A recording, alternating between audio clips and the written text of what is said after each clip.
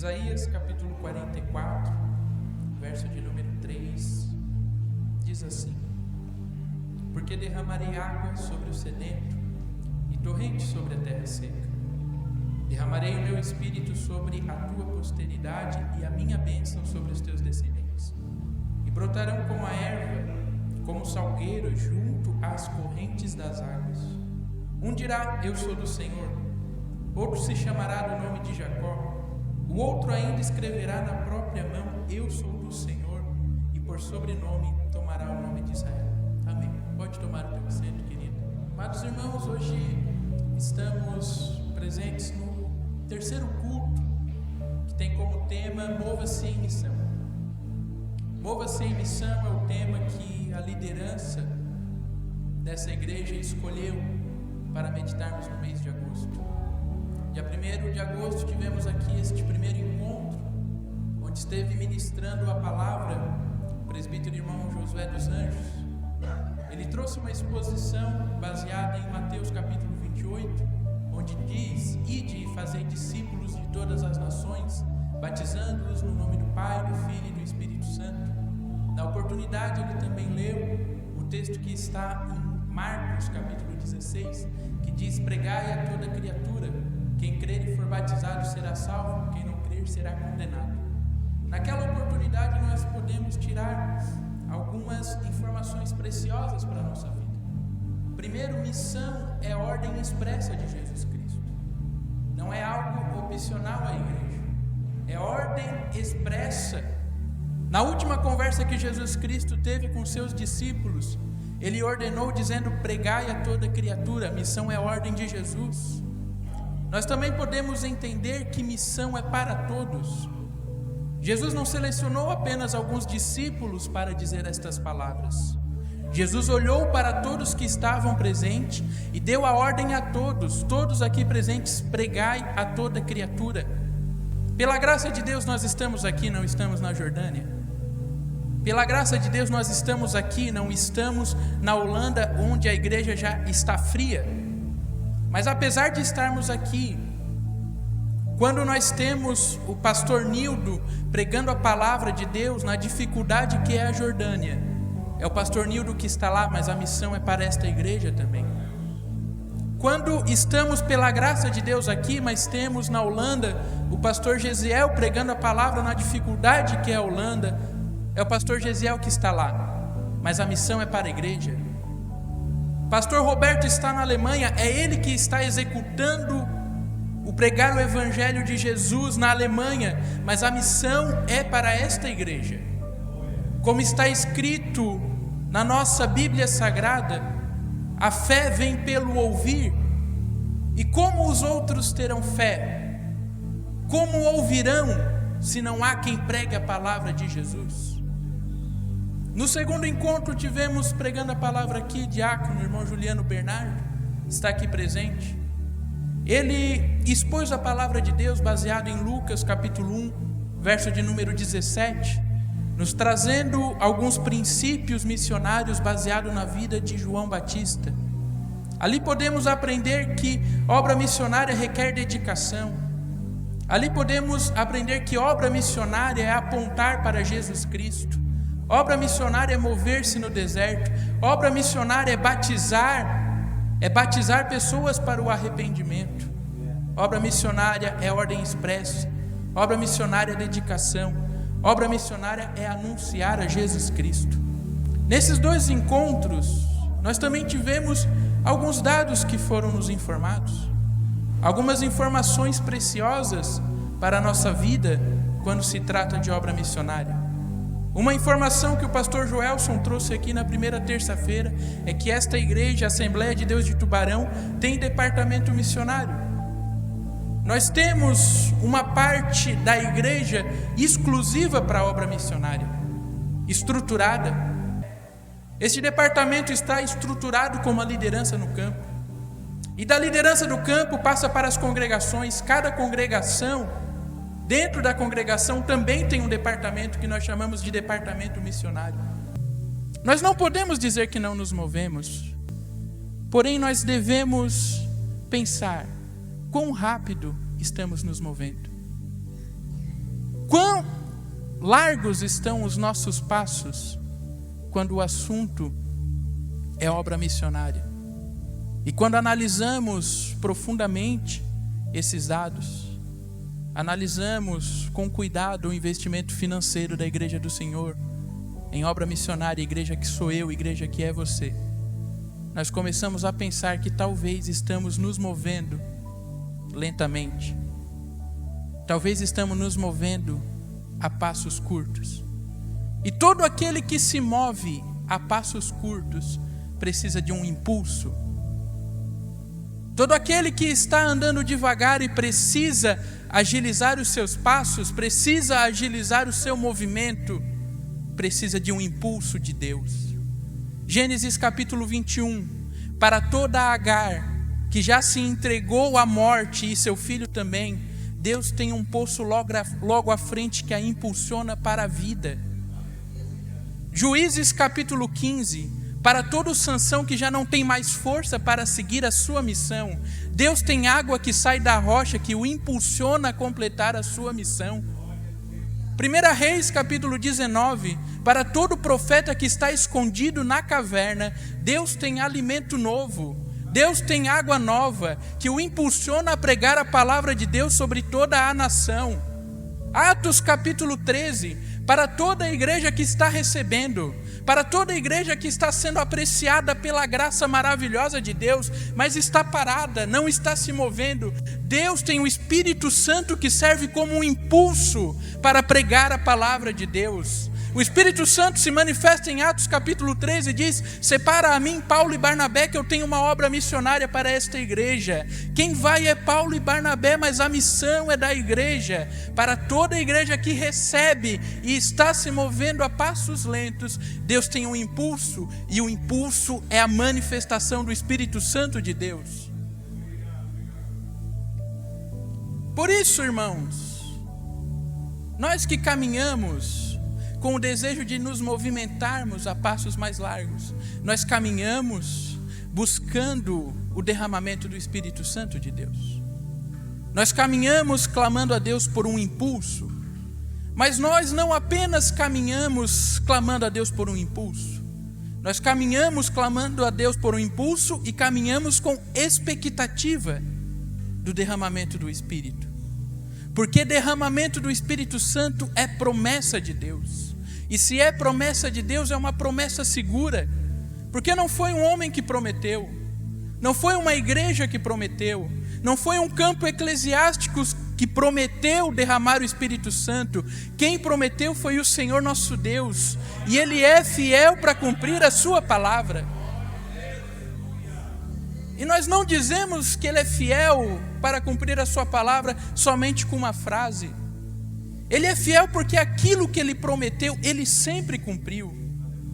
Ainda em Gênesis, Deus olha para a mulher e diz: ó mulher, de ti nascerá uma semente que esmagará a cabeça da serpente. Essa semente nasceu, essa semente se chama Jesus Cristo. Ele entregou a sua vida na cruz, e quando ali Ele entregou, Ele esmagou a cabeça da serpente. Mateus capítulo 16, o nosso Senhor Jesus Cristo está conversando com os seus discípulos, e Ele diz: as portas do inferno não prevalecerão contra esta igreja. E até aqui Ele manteve a sua promessa de pé. Ainda no ano 64 depois de Cristo, há um grande incêndio na cidade de Roma. Nero, o imperador, ele culpa os crentes, ele culpa os cristãos da época. Começa-se uma caçada sangrenta contra os nossos irmãos. Nossos irmãos, eles são crucificados em praça pública. Nossos irmãos são pregados em postes, e sobre eles é lançado óleo, e eles são queimados vivos para iluminar as noites de Roma. Passa-se imperador após imperador, e a caçada aos crentes continuam. As portas do inferno queriam prevalecer contra a igreja do Senhor. Mas quanto mais crente se matava, mais crente surgia. Estamos no século XVI, na Inglaterra. Uma mulher assume o trono, ela se chama Maria Tudor. Maria Tudor caça o grande representante da classe protestante, Latimer, caça Ridley também. Ela pega os dois, condena os dois à morte. Ela amarra os dois em um poste e começa a queimá-los vivos. Quando eles estão sendo queimados vivos, Latimer olha para Ridley e diz: seja forte, homem. Seja corajoso, homem. Hoje é dia de alegria. Hoje nós estamos acendendo uma vela que não se apagará na Inglaterra. 2 anos depois, Maria Tudor, conhecido como Maria Sanguinária, vem a óbito. Assume a sua irmã Isabel, que permite agora proclamar o nome de Jesus livremente. Muitos homens tentaram fechar as portas da igreja. Muitas mulheres se levantaram, tentaram fechar as portas da igreja, mas ninguém conseguiu, porque essa porta está aberta porque é promessa de Deus. E promessa de Deus é segura, é confiável. Nós caminhamos com expectativa num avivamento, num derramamento do Espírito, em um impulso a nos movimentarmos, porque é promessa de Deus. Mas não é apenas uma promessa segura, é uma promessa que nos promete abundância. Note comigo, verso número 3, porque eu derramarei água sobre o sedento e torrentes sobre a terra seca. Não promete pouca água, irmão. Não promete gotas de água. Promete torrentes de água. Promete rios de água. E quando eu olho isso, eu fico lembrando de Efésios capítulo 3, verso 14. Quando Paulo diz: eu estou de joelhos prostrados diante do Senhor por vocês, meus irmãos. E ele então chega ao verso 19 e diz: e eu oro para que vocês sejam cheios da total plenitude de Deus. E nós nos perguntamos: qual é a total plenitude de Deus? O que seria a total plenitude de Deus? Ora, se fôssemos pensar aqui só nos atributos incomunicáveis do nosso Deus, Ele é onisciente, Ele é onipresente, Ele é onipotente. Mas há um atributo incomunicável de Deus que diz que Ele é transcendente. Sabe o que isso significa, irmão? Significa que Ele é maior do que toda a criação que Ele fez. Pense no sol, pense nas estrelas, pense no nosso planeta, pense no nosso universo. O Deus a qual nós servimos é maior do que toda esta criação. E agora Paulo está dizendo: sabe esse Deus que é maior que toda a criação? Eu estou orando para que vocês sejam cheios da total plenitude deste Deus. E nós começamos a pensar: Paulo está ficando maluco, Paulo está ficando louco, só pode. Mas ele continua no verso seguinte dizendo: porque eu sei que Ele é capaz de fazer infinitamente mais do que eu ou você podemos imaginar. Nós não fomos chamados para uma vida de mediocridade espiritual, nós fomos chamados para uma vida de abundância espiritual. Estamos no século XIX, irmãos, interior dos Estados Unidos. Há um casal que possui 7 filhos. Chega uma notícia para eles, e a notícia diz: vocês estão grávidos novamente. Eles ficam muito felizes, mas eles não têm condição de criar os filhos. A situação já era difícil. No decorrer da gestação, o marido vem a falecer. Fica então a mãe com seus 7 filhos e mais um na barriga. Os irmãos daquela mulher vêm até ela e diz: se você quiser, nós podemos criar os seus filhos. Ela diz: vocês até podem me ajudar financeiramente, mas os meus filhos serão criados dentro da minha casa. Chega o dia do parto, mais uma notícia: não era o 8º filho, era o 8º e o 9º, porque eram filhos gêmeos. Mas esta mulher criou seus filhos com muita coragem e dedicação. Os filhos estão crescendo, chega um dia que o 5º filho já está mais velho. Ele chega para sua mãe e diz: mãe, eu sinto que tem algo mais para acontecer na minha vida. A senhora permite que eu vá até Boston trabalhar com meu tio? Ela diz: se assim você sente, vá lá, vá em frente. Ele vai para Boston, ele está trabalhando na loja do seu tio. Um dia chega naquela loja um professor de escola dominical, ensina aquele menino sobre Cristo, aquele menino aceita Jesus. Ele começa a congregar na igreja de Boston, ele começa a conhecer mais da Bíblia Sagrada, ele começa a pregar a palavra de Deus.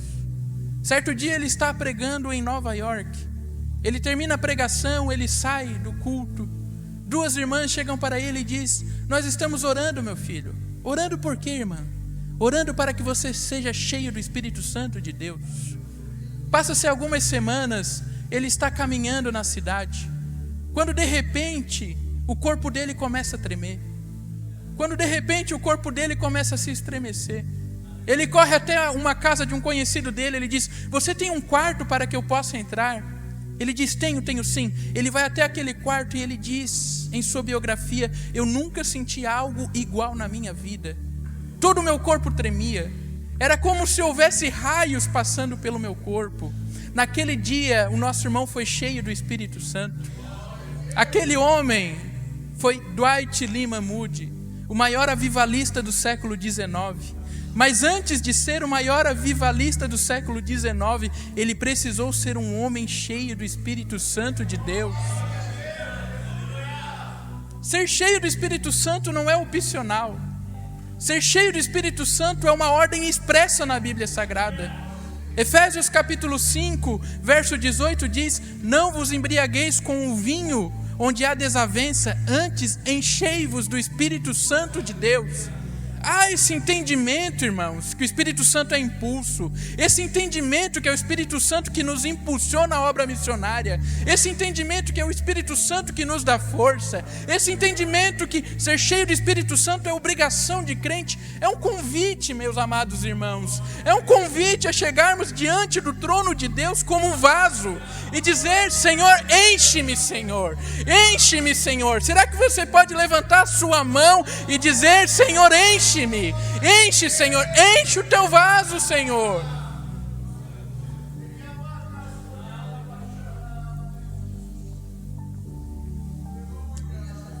Deus promete abundância, queridos irmãos, mas esse texto nos traz mais. Ele diz: avivamento é necessidade da igreja. Note, no Velho Testamento o Espírito Santo ele tem muitas simbologias. Ele é o vento que sopra onde Ele quer. Ele é o hálito suave. Ele é o azeite que unge as nossas vidas. Ele é o fogo que transforma qualquer matéria. Mas aqui nesse texto ele é simbolizado pela água. E quando nós dizemos que o Espírito Santo é a água, nós estamos falando assim porque sem água não há vida. Note, queridos, se nós temos uma plantação, nós podemos ter os melhores equipamentos. Nós podemos ter o melhor adubo. Nós podemos ter as melhores sementes, mas se não houver água, não há vida. O que isso traz para a nossa realidade da igreja? Nós podemos ter os melhores templos, nós podemos ter os melhores pregadores, nós podemos ter os melhores ouvintes, mas se o Espírito Santo não estiver no meio da igreja, não há vida na igreja. Uma vez um grande pregador chamado Charles Haddon Spurgeon disse: é mais fácil acreditar que um leão virou vegetariano do que eu acreditar que uma alma se converteu sem a ação do Espírito Santo de Deus. Porque a água também purifica, irmãos. A matéria que é usada para a purificação é a água. Quem traz arrependimento é o Espírito Santo. Quem nos converte dos pecados é o Espírito Santo. Quem nos leva à conversão total da nossa vida é o Espírito Santo de Deus. Mas ainda é necessidade da igreja, porque somente a água é capaz de matar a nossa sede. Dentro de cada um há um espaço vazio, e nós tentamos preencher de tantos jeitos, de variadas maneiras. Quantas vezes tentamos preencher esse espaço com bens materiais? Quantas vezes tentamos preencher esse espaço com lazeres, mas nada preenche esse vazio que está dentro de nós, porque ele tem as medidas exatas do Espírito Santo de Deus. Só Ele é capaz de preencher esse nosso vazio.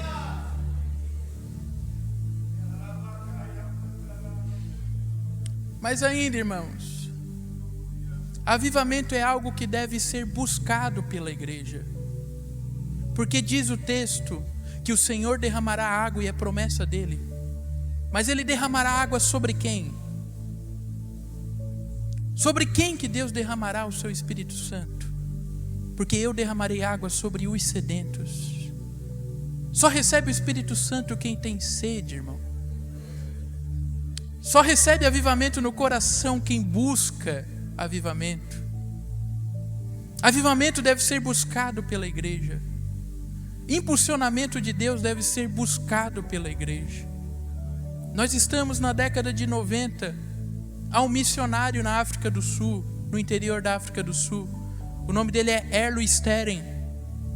Ele está pregando a palavra em um pequeno celeiro que ele usa como igreja. E ele prega durante 3 anos, e durante 3 anos os resultados são pífios. Ele não consegue conversões de alma. Chega um dia, uma mulher depois do culto pergunta a ele: pastor, você prega que existe um Deus que é o Deus do impossível. Eu tenho lá em casa uma menina que ela tem doença mental. O senhor acha que esse Deus pode curá-la? Pastor, ele fica meio ressabiado, mas ele disse: mas eu vou lá. Deus pode curar se ele quiser. Ele acompanha aquela mulher até a casa dela. Quando chega lá, ele vê aquela filha, aquela menina, em um poste amarrada com arame farpado. O arame farpado penetrou a sua pele e o sangue escorre por seus braços. Daí ele pergunta para a mulher por que ela está assim. Pastor, se eu soltá-la, ela sobe para a floresta ali em cima e ela começa a rosnar, ela começa a gritar. Naquele momento o pastor, ele tem a percepção que não era uma doença mental. Ele tem a percepção que era uma possessão de um espírito imundo. Ele diz: irmã, é assim, assim, assim. Se a senhora quiser, eu posso levar esta menina lá para a nossa igreja. Nós vamos orar para que essa menina seja liberta. Ele faz isso. Ele leva aquela menina para o celeiro, põe no escritório da igreja. Ali, esse pastor e a liderança ora por aquela menina. Passa-se alguns dias, aquela menina devastou a igreja. Ele chega para a sua liderança e diz: nós não demos jeito. Eles pegam aquela menina e entregam para sua mãe, pior do que como eles a pegaram. Naquele dia, esse pastor toma uma decisão: eu vou largar a obra missionária. Eu vou abandonar a minha missão.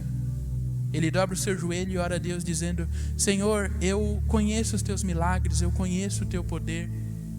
Por causa disso eu estou abandonando essa missão. Quando ele fala assim, ele diz que ele escuta a voz de Deus.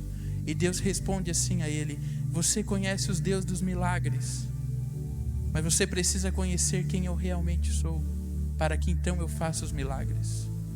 Você conhece o Deus que liberta, mas antes você precisa conhecer quem eu realmente sou, para então viver as libertações desse Deus. Aquilo motiva aquele pastor. Ele chama a sua liderança e diz: olha, a partir de hoje nós vamos iniciar um jejum semanal. A partir de hoje nós vamos iniciar um encontro semanal, onde nós estaremos de jejum e nós buscaremos a Deus junto. Eles fazem assim, um encontro melhor que o outro, um final de semana melhor que o outro. Passa-se um ano dessa busca. Domingo pela manhã, o Espírito Santo visita eles. Todos que estavam ali são visitados pelo Espírito Santo e cheios do poder. Ele se levanta diferente naquela manhã. E o que ele faz quando ele está cheio do poder? Eu vou na casa daquela menina que eu não consegui expulsar o espírito imundo. Eu vou na casa daquela mesma menina. Ele vai até aquela casa. Ele ora no nome de Jesus, e no poder de Jesus aquela menina é liberta. Porque aquele homem buscou a presença do Espírito Santo de Deus. O Espírito Santo deve ser buscado. A presença do Espírito Santo deve ser buscada. João 7,37 era o último dia, o grande dia da festa. Jesus se colocou de pé e disse: quem tem sede, venha a mim e beba. E ele continua dizendo: e quem crer, acontecerá como está escrito: rios de água viva correrão de seu ventre. Quem busca a Deus, Deus derrama água. Sedento por água, Deus derrama água. Deus tem torrentes de água para derramar sobre terra seca.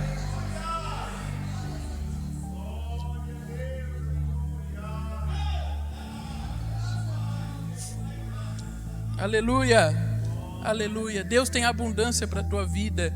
Deus tem abundância para a tua casa. Deus tem abundância no teu trabalho. Deus tem abundância para a tua missão. Mas ainda o texto nos traz algo interessante. O avivamento, ele traz resultados extraordinários para a igreja. Vejamos o verso de número 4. E brotarão como a erva, como o salgueiro junto às correntes d'água. O Espírito Santo nos traz frutos. O Espírito Santo nos impulsiona a frutificar. Sabe, irmãos, uma pessoa cheia do Espírito Santo, ela começa a frutificar por onde ela passa. Porque essa pessoa, ela começa a entender que tudo que ela tem, que tudo que ela é, que tudo que ela possui, todo o seu patrimônio está destinado a fazer com que o nome de Jesus seja engrandecido. Ela frutifica, irmãos. Mas ainda diz, um dirá, eu sou do Senhor. Quando somos avivados, quando somos cheios do Espírito Santo, a nossa igreja está toda proclamando, eu sou do Senhor. Todos estamos proclamando, eu sou do Senhor. Os adultos estão proclamando, eu sou do Senhor. As crianças estão proclamando, eu sou do Senhor. Mas ainda nós não apenas proclamamos com nossa boca, nós escrevemos em nossa mão, eu sou do Senhor. O que isso significa? Quando avivados pela presença do Espírito Santo, nós nos movimentamos com a nossa voz, mas também com nossas atitudes. Quem nos escuta vê os nossos frutos, mas quem observa as nossas atitudes também pode observar os nossos frutos. Porque avivamento traz resultados para a igreja. Traz resultado de frutos, traz resultado até mesmo numéricos, irmãos. Início dos anos 2000, um casal de missionário é levantado, o pastor Ronaldo Lidório e irmã Rossana Lidório. Eles são direcionados pela igreja para irem a um país da África chamado Gana. Quando eles chegam lá, eles vão até o interior daquele país. Eles se estabelecem em uma tribo africana chamada de Conconas. Ali eles pregam a palavra de Deus. Ali o pastor Ronaldo aprende algumas palavras do dialeto deles e ele começa a dizer, eu conheço um Deus que faz milagres. Eu conheço um Deus que faz milagres. E por onde ele passava, ele proclamava essas palavras. Certo dia ele está com a sua esposa orando e ele diz, Senhor, aviva esse trabalho. Senhor, aviva esse trabalho. E ele continua repetindo, Senhor, aviva esse trabalho. Faça algo que faça com esse trabalho tenha resultados extraordinários. Uma mulher de uma tribo um pouco mais distante escuta falar desse pastor. Chega nos ouvidos dela a seguinte palavra, há um pastor que diz que existe um Deus que faz milagres. Aquela mulher, ela tinha uma criança recém-nascida, e aquela criança tinha o seu corpo tomado de feridas, tomado de cicatrizes. Ela diz, eu vou até esse pastor. Ela pega aquela criança recém-nascida, ela embrulha aquela criança em um véu, e ela caminha 3 dias a pé para chegar no pastor Ronaldo. Quando ela chega no pastor Ronaldo, ela tira o véu, o pastor Ronaldo vê a situação daquela criança. E ela pergunta a ele, o senhor acha que o seu Deus pode curar a minha filha? Pastor Ronaldo simples responde, se Deus quiser, Ele pode realizar essa cura. Se o meu Deus quiser, Ele pode curá-la. Ele pega aquela criança no colo, chama a sua esposa, ele diz, vamos orar, amor. E ele faz uma oração simples. Ele diz, Senhor meu Deus, está aqui esta criança, esse bebê recém-nascido. Se Tu quiseres, Deus, se Tu quiseres, Tu pode curá-la. No nome de Jesus, amém. Quando ele abre os seus olhos, a criança ainda está tomada de feridas. Ele novamente a cobre com um véu e entrega para sua mãe. A sua mãe, então, ela volta até a sua casa, mais 3 dias a pé. Ela não abre o véu durante os 3 dias com medo que a criança estivesse morta. Quando ela chega na sua casa, ela abre o véu, uma surpresa, não há uma cicatriz sequer na criança. A partir daquele momento, a partir daquele milagre, houve um grande número de conversões de alma naquele local. Porque manifestação do Espírito Santo traz resultados incríveis para a missão da igreja. Se tratando de avivamento, nós já tivemos vários pregadores, vários escritores que escreveram sobre o assunto. Lendo há 2 meses atrás, eu encontrei um pregador que escreveu sobre avivamento e aquilo marcou o meu coração. O nome dele era John Knox. Nós falamos um pouco atrás sobre Maria Tudor, que foi uma rainha que perseguiu os pregadores. Certo dia chegaram para Maria Tudor e disseram: tem um homem lá chamado John Knox, escocês, que está pregando a palavra de Deus. Você quer que a gente vá lá matar ele? Ela diz: quem? John Knox? Queridos, aquele homem, com o poder da oração daquele homem, ele é capaz de destruir uma nação. E este homem escreveu uma vez sobre avivamento. Avivamento é a manifestação de Deus sempre presente. Deus sempre está presente, irmão. Deus está presente nesse momento, nesse culto, mas Deus está presente na nossa casa, no nosso trabalho. Mas avivamento não é apenas a presença de Deus. Avivamento é a manifestação de Deus. Porque há momentos que Ele decide se manifestar. E quando Ele se manifesta, nós vivemos o que nós chamamos de avivamento. E John Knox vai dizer que o avivamento traz 3 resultados para a igreja. Primeiro resultado, há arrependimento de pecado. Quando Deus derrama o seu Espírito Santo, há um grande choro pelo pecado. As pessoas vêm até aqui à frente chorar, mas não chorar por causa de seus problemas. Não chorar por causa de suas crises, mas chorar por causa de seus pecados. Qual foi a última vez que você chorou por seus pecados? Qual foi a última vez que eu chorei por meus pecados? Mas ainda há uma segunda evidência. Quando Deus manifesta o seu Espírito, há um grande número de conversões de alma. As pessoas não apenas choram pelo pecado, as pessoas mudam de vida. As pessoas vêm aqui, se arrependem dos seus pecados e não os praticam mais. Mas ainda há uma terceira evidência sobre avivamento. O nome de Jesus Cristo é anunciado. Quando vivemos um avivamento, os nossos nomes começam a desaparecer. Quando nós vivemos um avivamento, nome de pregador começa a desaparecer. Quando nós vivemos um avivamento, as placas da igreja desaparecem. Porque Deus, Ele não precisa de estrela quando Ele manifesta o seu avivamento. Deus, Ele não precisa de cantor e pregador famoso. Nas maiores crises da história, Deus manifestou o seu poder através de pessoas improváveis. Improváveis levantados por Deus para fazer o impossível. Deus, Ele não precisa de avivamento. Deus não precisa de estrelas. Porque na constelação de Deus só existe uma estrela. E o nome dele é Jesus Cristo de Nazaré, o sol da justiça. Terceira evidência de avivamento, segundo John Knox, é que o nome de Jesus Cristo é pregado acima de todo nome. Mas nós nos perguntamos, qual é a evidência de um avivamento? Qual é a maior forma de nós descobrirmos se uma pessoa é cheia do Espírito Santo?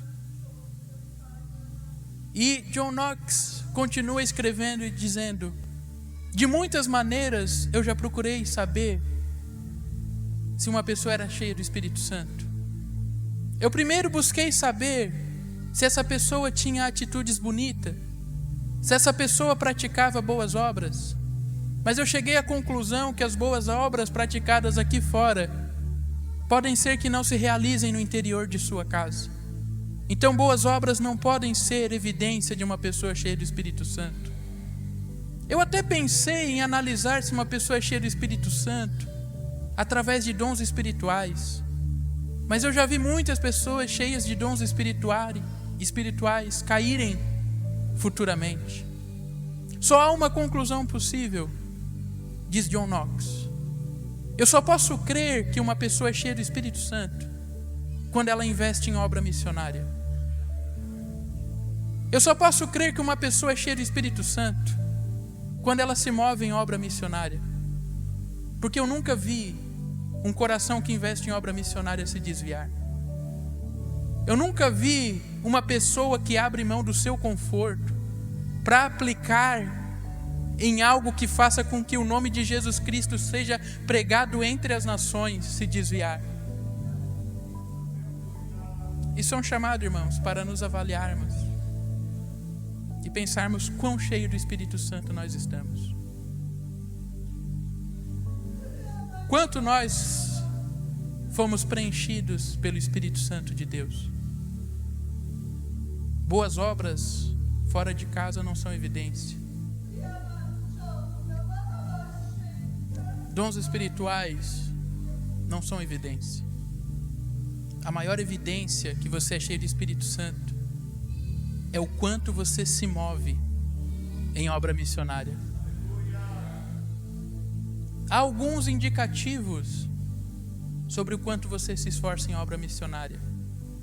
Nós podemos dizer aqui que o tempo investido é algo que indica que você investe em obra missionária.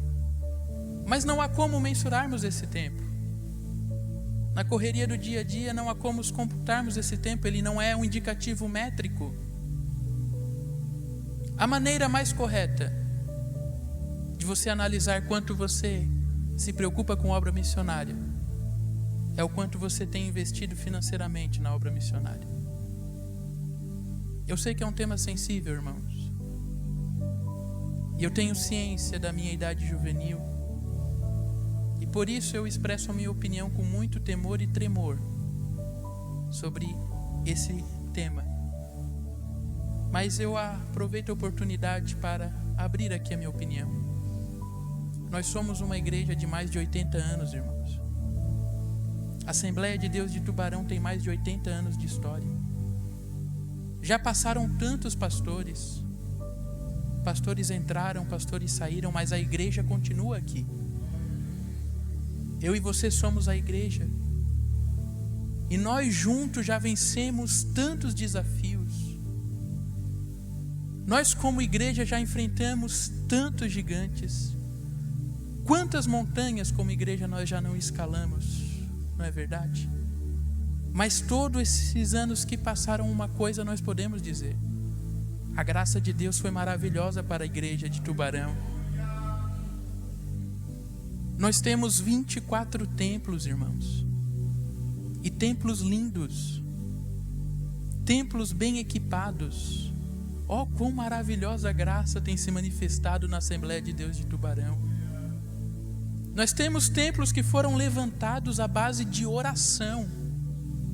Nós temos esse templo, irmão, imagine esse templo que nós estamos aqui agora.